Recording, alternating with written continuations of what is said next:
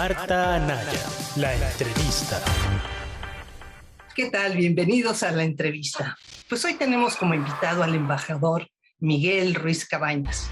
Él es diplomático de carrera, fue embajador en Japón, en Italia, fue subsecretario de Relaciones Exteriores en materia de asuntos multilaterales, derechos humanos. Déjenme decirles que vaya, que escribe y analiza los temas políticos del momento, pues como pocos diplomáticos, embajador. Muchas gracias por la invitación, Marta. Encantado de estar contigo. Y pues sí, yo soy miembro del Servicio Exterior de Carrera, soy comisionado al TEC de Monterrey. Es algo que toda la vida me ha gustado mucho, dar clases, opinar, escribir, y eso es lo que estoy haciendo ahora. Ya lo creo. ¿Y qué momento, embajador? Ahora sí que lo que está sucediendo a nivel internacional nos tiene como pocas veces sin aliento. Y yo no sé, ¿usted cómo lo percibe? ¿Cree que el gobierno mexicano está aquilatando, por ejemplo, lo que está pasando en Ucrania? Pues mira, yo creo francamente que sí. Si tú ves las posturas que ha tomado el embajador de México en Naciones Unidas, en el Consejo de Seguridad, Juan Ramón de la Fuente, me parece impecable su posición, excelente, creo que está México bien representado. Si ves en el sentido de condenar completamente. Condenar sin aplicar la Carta de la ONU. El manual, por decirlo así, es muy claro. No se trata de un conflicto como tal entre Rusia y Ucrania, es una invasión. Claro. Y la carta lo define con absoluta claridad. Aquí se está usando la fuerza entre un país poderoso, miembro permanente del Consejo de Seguridad, que decide atacar a un país vecino con el que tiene, sabemos, lazos históricos, por supuesto, y sí ha habido problemas desde hace algunos años entre los dos, pero nada justifica una invasión. Entonces, a mí me parece que la posición de México en Naciones Unidas, tanto en el Consejo de Seguridad como en la Asamblea General, votando a favor de esas resoluciones con discursos contundentes, claros, me parece impecable. Incluso en el Consejo de Derechos Humanos, la subsecretaria Marta Delgado también fue muy contundente en su discurso y en el apoyo a la resolución correspondiente. Lo que este discurso, estas posiciones no se han compadecido es con algunas declaraciones que ha hecho el presidente en sus mañaneras, donde de alguna manera critica a las personas que han tomado posición clara a favor de Ucrania. ¿Por qué? Porque es el país agredido. Y la verdad es que esas declaraciones del presidente, pues a veces han puesto en duda de dónde está realmente México. Yo puedo entender. Es una posición un tanto ambigua, porque fíjese, no sé si vio usted en una de esas mañaneras precisamente, sí, claro. Acaban de llegar el avión, el segundo vuelo con mexicanos de Ucrania, y precisamente ponen la escena de los mexicanos bajando y el presidente simplemente mira y no dice nada, sí, ¿verdad? Y vuelta a la página, o sea, una gran diferencia frente a las vacunas cuando llegaban y otros asuntos. No sé, ese desdén, por llamarlo de algún modo, del presidente, ¿cómo influye? Porque, pues digo, podrán gustarnos o no, pero ¿cómo influye en términos diplomáticos? Bueno, pues yo creo que es un factor que precisamente le resta contundencia a la posición de México país. Todas las personas, digamos, los observadores internacionales toman nota y dicen, bueno, su embajador, el secretario de Relaciones también en un video dijo, se trata de una invasión y la condenamos enérgicamente. Pero el presidente con esas actitudes, pues introduce esta palabra que tú usaste y yo usé en un artículo que se llama ambigüedad, donde dicen, bueno, realmente, ¿dónde está México en este conflicto? Yo soy de los que piensa, Marta, que México no debe enviar armas a Ucrania. Sé que en otras circunstancias, en otros momentos, México lo hizo. Claro, en El Salvador, en Nicaragua. En El Salvador, en Nicaragua, o España. ¿No? Con Franco. Pero yo creo que la posición de México en este momento debe ser sobre todo favorecer la asistencia humanitaria. Ese es el papel que yo creo que a México le queda muy bien. Pero también nos hemos tardado, ¿no?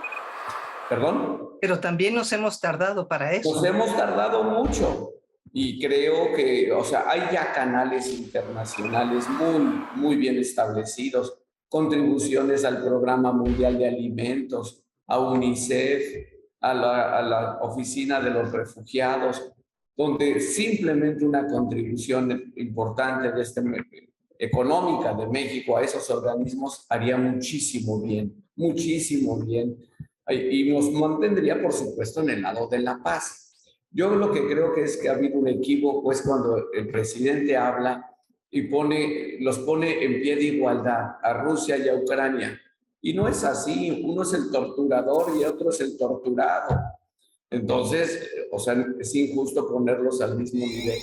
Fue Rusia la que invadió Ucrania y México tiene que estar en esa posición, digamos, apoyando al país agredido, pidiendo desde luego el cese de las hostilidades, pidiendo la salida de las tropas de Rusia del territorio ucraniano y pues sin ambigüedades. Creo que ahí esa es la posición de México. Y mandatarios de otros países, ¿cómo leen esta actitud del presidente? Por ejemplo, Biden, ni más ni menos. Bueno, yo creo que con preocupación, Marta. Yo creo que con preocupación. Yo creo que las embajadas de los países en México pues informan diciendo con preocupación de que si bien México en el Consejo de Seguridad, en el Consejo de Derechos Humanos, el canciller han tomado una posición muy clara, pues cuando ven las mañaneras de alguna manera se tienen que preocupar y decir, bueno, realmente ¿dónde está México? Cabe hacer notar una cosa, nuestro papel no ha terminado, el conflicto sigue ahí. Sí. Y yo creo que hay todavía posibilidades de trabajar con otros países latinoamericanos a favor de la salida de las tropas de Rusia de Ucrania. Quiero hacer notar algo. Ningún país de América Latina acompañó a Rusia en la votación en la Asamblea General. Nadie. Venezuela mejor se salió de la sala y no votó. Cuba, Nicaragua se abstuvieron, porque nadie puede acompañar la posición de Rusia. ¿No? Eso me parece muy revelador. Entonces yo creo que ahí hay que seguir. Viene la reunión de la Cumbre de las Américas en junio en Los Ángeles, que preside Biden. Y va a ir Andrés Manuel López Obrador, ya informó. Ya dijo que va a ir. Y además el presidente ha hablado varias veces de unir económicamente al hemisferio para competir con China. Entonces, o sea, yo creo que en esa oportunidad, espero que para entonces, desde luego, ya haya terminado la guerra, pero que quede claro que todo el hemisferio, porque esto no es de cuestión de Estados Unidos o América Latina, todo el hemisferio nos oponemos a una agresión. A mí me da la impresión de que en México se piensa que México es inmune y que no nos va a pasar nunca. Bueno, la última vez que ocurrió físicamente fue en 1916, pero yo tengo que decirlo, pero ahí está Trump. Y Trump elogió a Putin y dijo, eso es lo que Estados Unidos debería de hacer en su frontera sur. Así es. Sabemos ya por testimonios que él ha dicho, sí, hay que mandar tropas de Estados Unidos a territorio mexicano para perseguir a los narcos. Entonces, perdón, no podemos pensar que a México nunca nos va a ocurrir. Entonces, yo creo que aquí no debe haber ambigüedades. Creo que en México, en algunos círculos, hay la idea de que Putin y Rusia, comillas, son de izquierda. Y me parece uno de los equívocos más grandes que se están cometiendo. Con todo, como se dice, con todo respeto, Putin ni es de izquierda, ni es socialista, ni Rusia es de izquierda socialista. Es una economía manejada por una oligarquía. Y eso es la verdad. Entonces, sí, hay como una confusión ideológica y lo veo en la Cámara de Diputados, sobre todo, donde quisieron hacer en estos momentos el grupo de amistad México-Rusia. Vaya momento, ¿no? Exacto. Y que seguramente lo escogieron porque, por decirlo así, su corazoncito está de ese lado. Pero están cometiendo un grave error.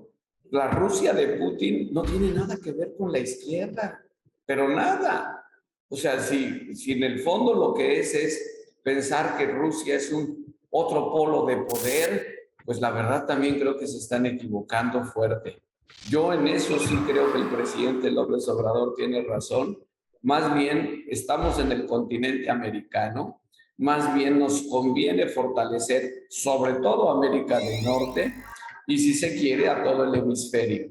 Por ahí iría digamos, mi posición y mi orientación. Por Dios, nuestra economía, el 80% está en América del Norte, no está con Rusia, que yo sepa.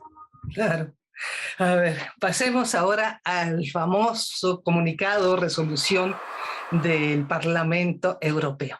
Pero déjeme preguntarle algo. ¿A quién le corresponde desde la diplomacia la relación con el Parlamento? ¿Es a la Embajada de México en Bruselas? Es la Embajada de México en Bruselas, sí. Tenemos esta oficina pequeña que ahorita, hasta donde entiendo, está vacante. Creo que están precisamente nombrando a alguien para la oficina de Estrasburgo, pero no es una oficina independiente, depende de la Embajada de México en Bruselas. Sí, Estrasburgo, que es donde está la sede del Parlamento Europeo. Parlamento. Ahí tenemos una oficina. Ahí los jugadores del Real, ni más ni menos que el que era secretario de gobierno de Claudia Sheinbaum. Así es. De hecho, ¿no? Pero todavía creo que no toma posesión, ¿no? Pero orgánicamente depende de la Embajada de México en Bruselas. Ajá. Y ahora, ¿podemos hablar de alguna omisión en la embajada, en el cabildeo con el Parlamento Europeo para que saliera esta resolución tal como fue? Mira, yo creo, sinceramente, que el embajador Rogelio Grandillón es una persona muy profesional. Digo, no es un embajador de carrera, pero como si lo fuera, lleva 7, 8 embajadas en su haber. O sea, es prácticamente un embajador de carrera. Y yo estoy seguro que él habrá informado de lo que se estaba generando en el Parlamento Europeo. Los grupos políticos que representados en el Parlamento están en Bruselas todo el tiempo. Yo fui varias veces a Bruselas precisamente a hablar con los miembros del Parlamento Europeo. Entonces yo creo que, o sea, salvo que hubiera habido algo muy extraño, el embajador habrá hecho su chamba, habrá informado a México y habrá informado bien esto.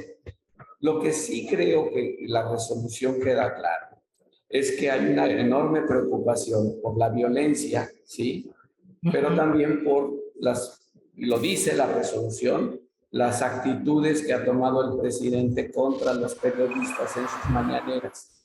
Quizá eso fue lo que es distinto esta vez, que ha llamado mucho la atención, y aquí hay que ser muy claros, no solo del Parlamento Europeo.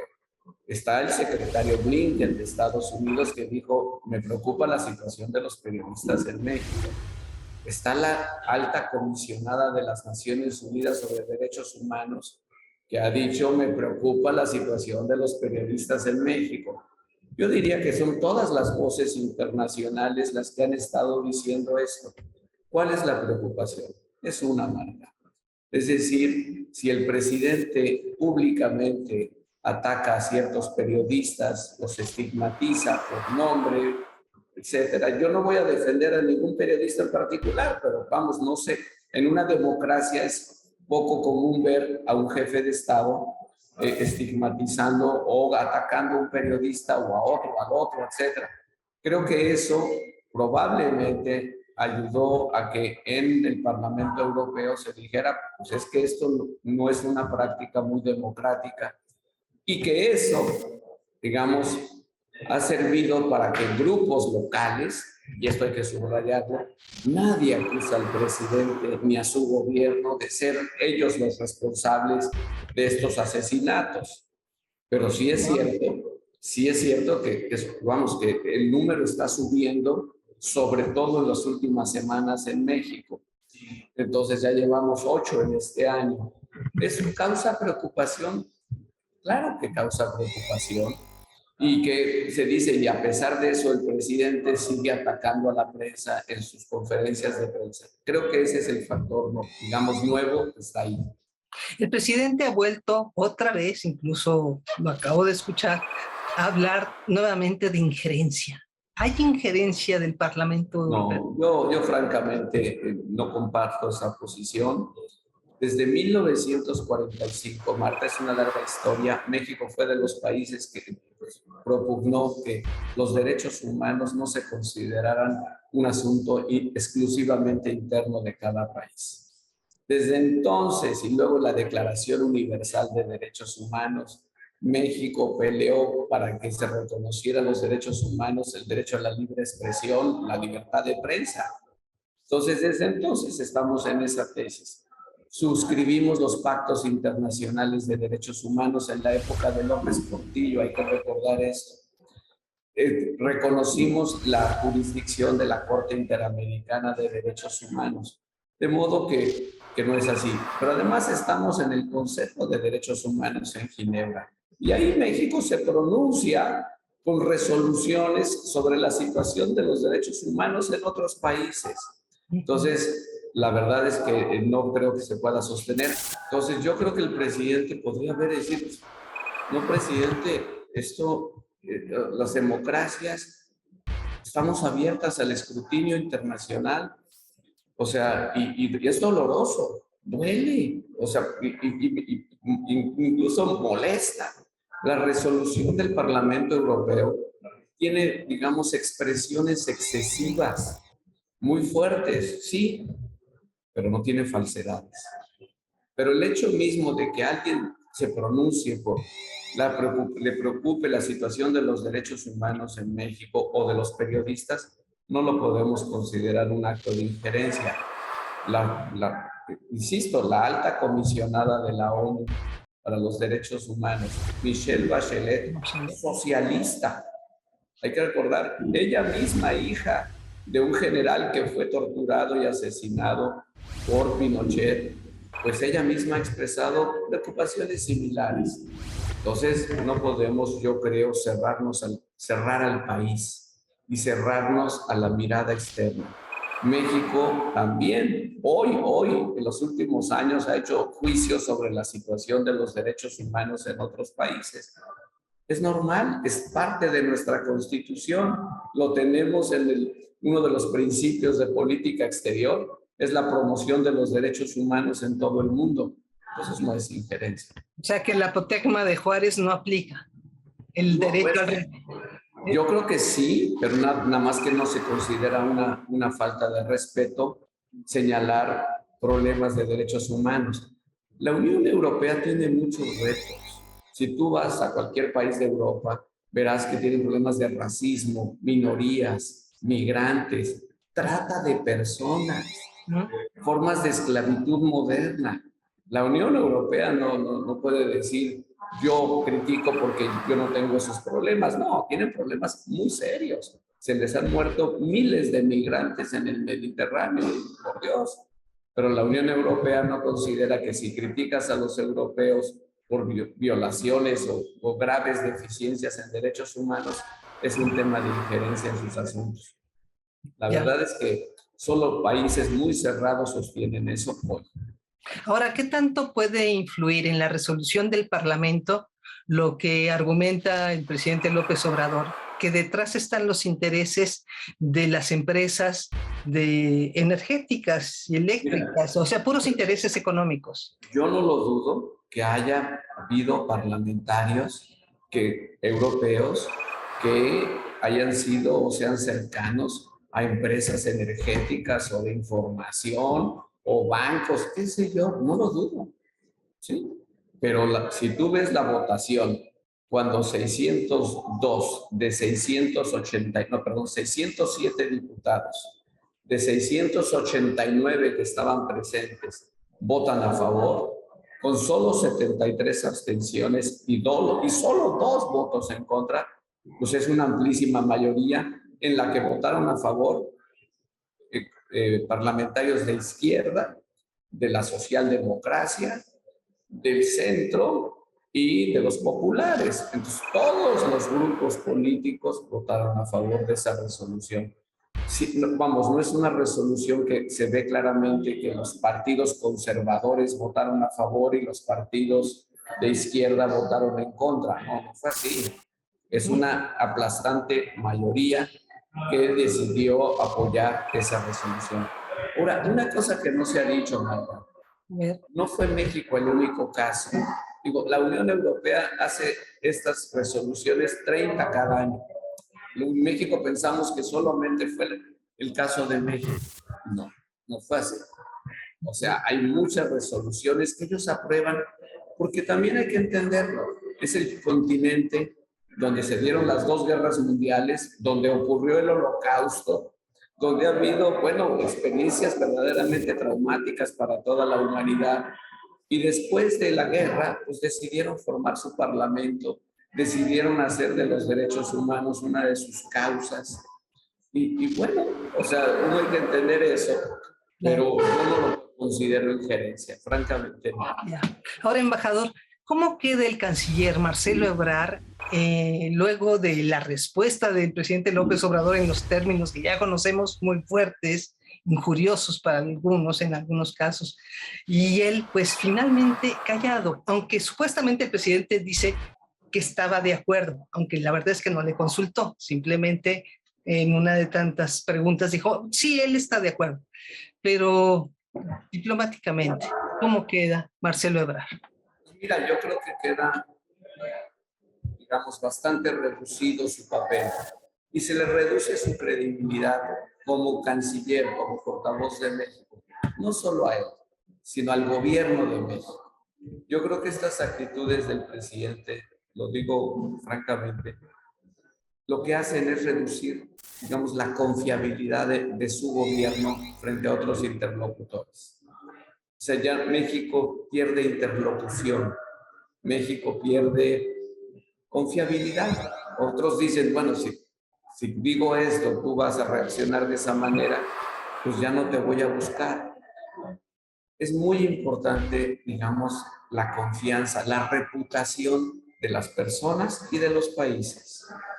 Si tú tienes una reputación de ser un socio confiable, que reacciona en base a valores, a convicciones y las sostienes, pues eres un país más atractivo. Todos te van a buscar porque reconocen tu liderazgo.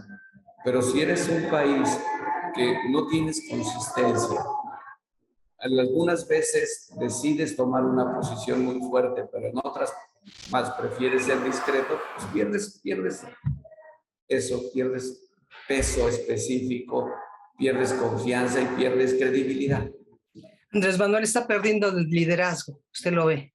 Yo creo que está perdiendo liderazgo, por supuesto, en muchos países, aunque probablemente lo esté ganando con algunos otros. No lo dudo. Por ejemplo, el presidente de Argentina le propone que cuando regrese Lula a hacer un eje Brasil, Argentina, México. A lo mejor el presidente de Argentina tendrá más credibilidad. Pero yo creo que los intereses de nuestro país, económicos, políticos, ¿no? Pues no solo están con América Latina, están con América del Norte, están con Europa, si queremos que nuestra economía crezca, por supuesto, y nuestra proyección en el mundo. Embajador, muchísimas gracias. Yo encantado de platicar y seguirnos, pero se nos acabó el tiempo. Pues sí. Pero encantado, muchas gracias por esta entrevista. Al contrario, ya seguiremos platicando, embajador. Muy bien. Marta Anaya, la entrevista.